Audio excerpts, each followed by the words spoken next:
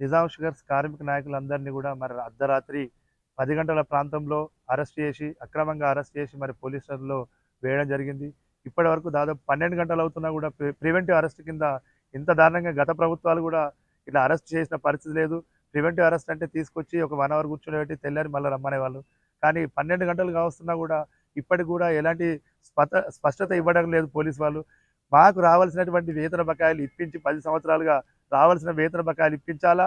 ఈ Nizam sugars one time settlement కింద ఏదైతే 193 కోట్లు ఇచ్చారో మాకు కూడా వన్ టైమ్ సెటిల్‌మెంట్ కింద కార్మికులందరినీ కూడా సెటిల్‌మెంట్ చేసి తొలగించి మీరు ఫ్యాక్టరీని ఎక్కడైనా పెట్టుకోండి అని చెప్తున్నాము.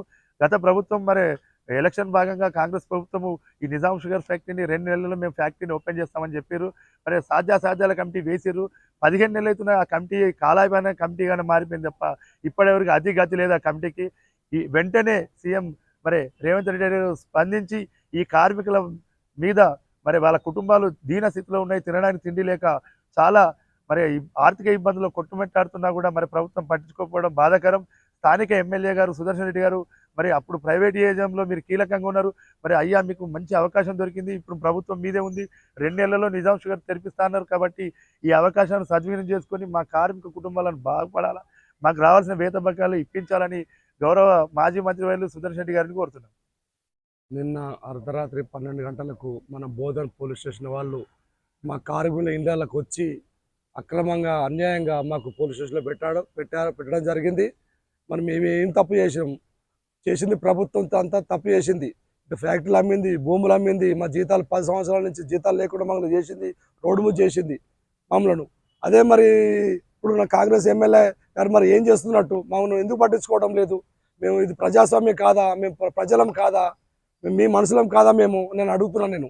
మేము సిద్రబాబు దగ్గరికి గౌరవ సీఎం రేవంత్ రెడ్డి దగ్గరికి పోయి మా మా ఇంటెన్షన్ మా బాధ చెప్పుకుందామని బయలుదేరదాం అనుకున్నాం. ఈరోజు నైటు అనుకున్న లోపల మేము ఒకరోజు ముందే మాకు ప్రివెంట్ అరెస్ట్ చేయడం చాలా శోచనీయం. ఇది చాలా దురదృష్టకరం. ఇది మాకు అవమానంగా ఉంది.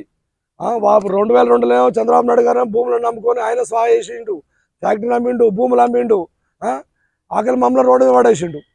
ఈ చంద్రశేఖరరావు సార్ వచ్చిన 100 రోజులు తీసుకుంటున్నాం, ఆయన రోడ్డు మీద పడేసిండు. మాకు చేసే ప్రభుత్వాలు తప్పు చేస్తున్నాయి, కార్మికుల మమ్మల్ని పోలీసులు తిప్పుతున్నారు. మేము 10 సంవత్సరాల జీతాలు లేక అన్నమరావు చంద్ర తిరగాల. ఆ ప్రజాస్వామ్యంలో మాకు రిప్రజెంటేషన్ ఇచ్చే అధికారం మాకు లేదా? మరి మేము ఎవరికి చెప్పుకోవాలా అనే ప్రభుత్వాన్ని అడుగుతున్నా, మా ఎమ్మెల్యే గారు కూడా అడుగుతున్నా. మరి మీరు ఎమ్మెల్యే గారు మా సమస్య సాల్వ్ చేస్తే మేము అర్ధరాత్రి ఎందుకు అరెస్ట్ అవుతాము? మేము హైదరాబాద్ సిద్రాబాద్ దగ్గర ఎందుకు పోతాం? మీ బాధ్యత లేదా? మీ ఇనిషియేటివ్ తీసుకొని మాకు న్యాయం చేయాలని మేము కోరుతున్నాం. ఇప్పుడు కూడా మాకు ఫ్యాక్టరీ ఏడబెట్టుకుంటూ పెట్టుకో, మాకు బాధ లేదు. మాకు 10 సంవత్సరాల జీతాలు మాకు సెటిల్మెంట్ చేయమంటున్నాం. ఏ రకంగా చేస్తారో చెయ్యి. అది మీకు అన్నారు కదా, వన్ డే సెటిల్ కింద బ్యాంకులకు 190 కోట్లు ఇచ్చిన అంటున్నారు కదా.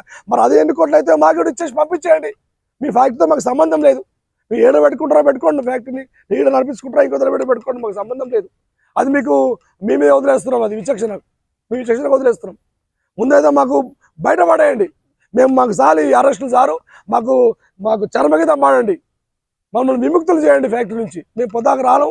మేము వయసు దాకా రిటైర్మెంట్ అయిన కూడా తీసుకొస్తున్నారు. 60 ఏళ్ళ దగ్గరకు వచ్చినాయి మాకు. మా అమ్మ రాత్రి మా అమ్మ ఆరోగ్యం బాగాలేదంటే కూడా మన వెంకటనారాయణ గారు మాకు సిఐ గారు మాకు ఇక్కడికి తీసుకొచ్చి పోలీస్ స్టేషన్లో బైండ్ ఓవర్ చేశారు. రాత్రి 12 గంటల నుంచి ఒకటే దొమలు కుట్టుడు, మన నిద్ర లేదు. ఇంకా ఇప్పటిదాకా మేము అరెస్టులోనే ఉన్నాం. ఇది ఎంతవరకు న్యాయము? ఎవరి ఇంటెలిజెన్స్ మా సంగతి ఇంటెలిజెన్స్ ప్రభుత్వం నిరుగు తెలియదు. సిద్ధాబాద్ దగ్గర పోతే ఇంటెలిజెన్స్ గుర్తొస్తుంది. మరి మా 10 సంవత్సరాల నుంచి మాకు ఆకలి కడుపులు మండుతున్నాయి, ఇంటెలిజెన్స్ ఎందుకు చెప్పదు అంటున్నాయి. ఇంటెలిజెన్స్ మీరు జీతాలు తీసుకుంటారా? మా పనులతో మీరు జీతాలు తీసుకుంటారు. పోలీసు వాళ్ళు కానీ, ఇంటెలిజెన్స్ కానీ, మంత్రులు కానీ, ప్రతి ఒక్కరు కానీ. మాకు అడిగే హక్కు బరాబర్ ఉంది. మాకు న్యాయం చేయమంటున్న ప్రభుత్వాలు న్యాయం చేస్తే ఏం చేయవు? రాజ్యం పోతే రాజ్యాధికారం పోతుందా? రాజులు పోతే రాజ్యం పోతుందా? ఉన్నోళ్ళైనా ఇప్పుడున్న ప్రభుత్వం కూడా మాకు ఇమ్మీడియట్గా మాకు న్యాయం చేసి మనం బయటపడేయాలని, మనం విముక్తి చేయాలని మేము కోరుకుంటున్నాం.